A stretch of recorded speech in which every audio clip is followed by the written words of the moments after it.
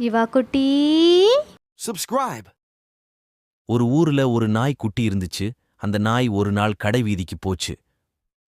ரொம்ப பசியோட இருந்த அந்த நாய் சாப்பிடுறதுக்கு ஏதாவது கிடைக்குமான்னு தேடிக்கிட்டே போச்சு. அப்ப அங்க ஒரு கறி கடைய பாத்துச்சு. அந்த நாய்க்கு ஒரே குஷியாகிடுச்சு.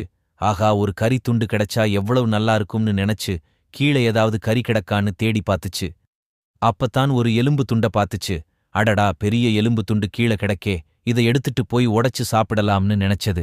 அந்த எலும்பு துண்டை எடுத்துக்கிட்டு வேகமா ஓடி தன்னோட வீட்டு பக்கம் போச்சு. அப்படி போகிறப்ப அங்க இருக்கிற நதிய தாண்டும் போது தன்னோட நிழல நதி நீர்ல பாத்துச்சு.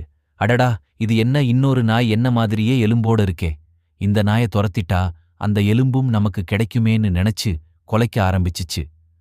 வாய திறந்த உடனே அந்த நாயோட வாயிலிருந்த எலும்பும் தண்ணிக்குள்ள விழுந்துடுச்சு.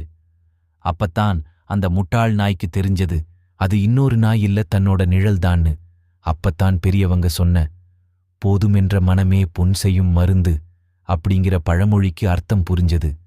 தனக்கு கிடைச்ச எலும்பு துண்டு போதும்னு நினைச்சிருந்தா இப்படி வீணா எலும்பு தண்ணில விட்டுருக்க வேணாமேன்னு நினைச்சு வருத்தப்பட்டுச்சு அந்த நாய். Subscribe.